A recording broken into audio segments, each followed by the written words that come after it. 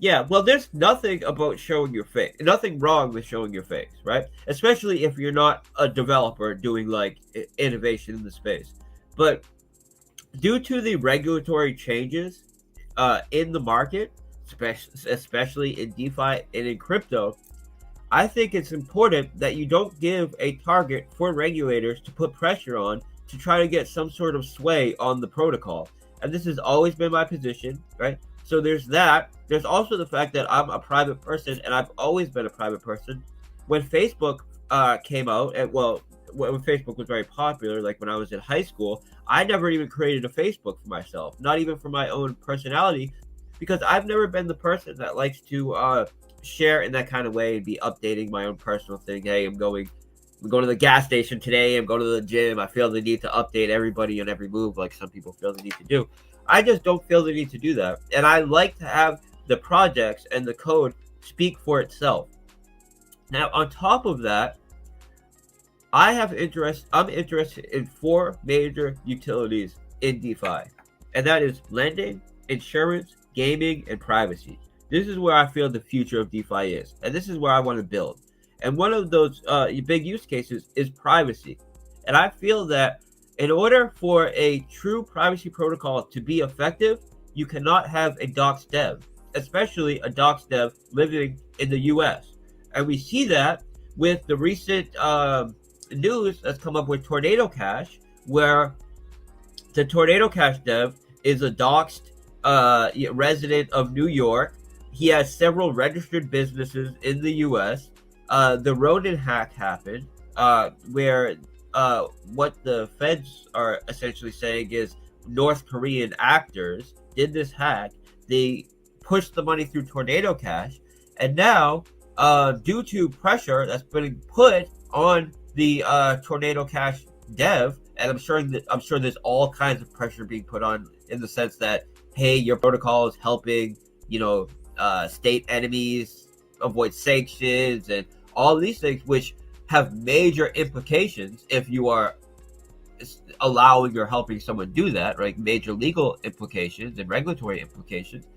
Now he's in a position where he's actually partnering, and Tornado Cash is partnering with Chainalysis Oracle in order to track their own users, block users who they feel are trying to avoid U.S. regulation or sanctions, and they're utilizing Chainalysis Oracle for their compliance model, which is an admission that Chainalysis can track their users, which we all knew they could track their users to some degree. We don't know exactly to what degree, but if you cannot take a principled stance as a privacy protocol that you will not only continue to escalate and do everything in your power to innovate to prevent protocols and projects like Slow Mist and Chainalysis from de-anonymizing your users, but to go all the way out and partner with them to do that, it completely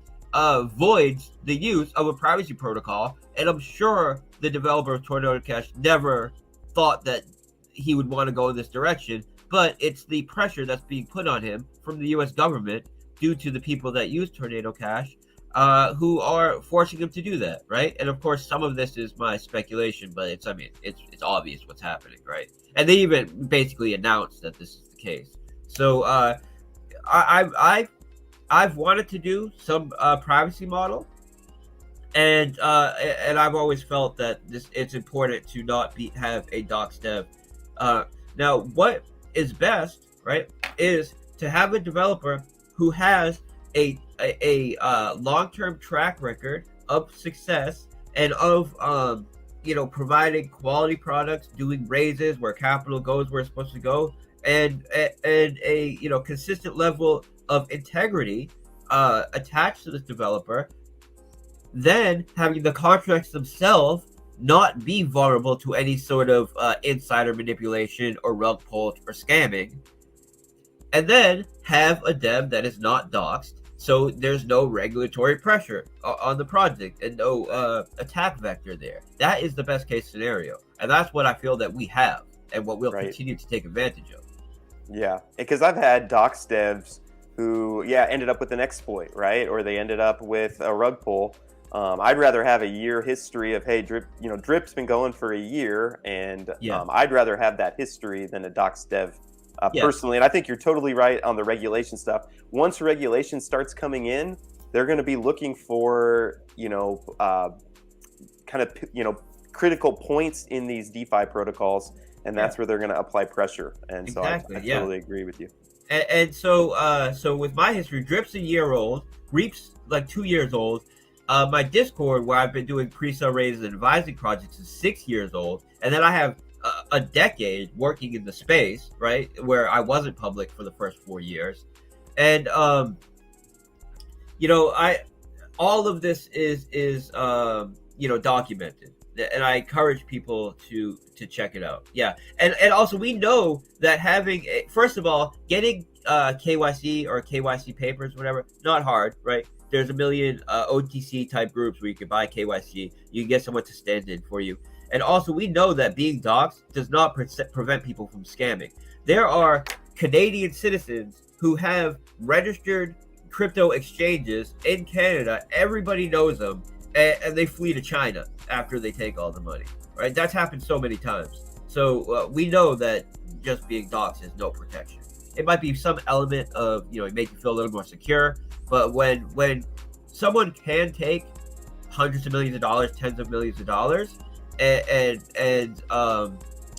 that's available to them, you cannot trust just them being known, because people are criminals, right? People do criminal actions whether they're known or not.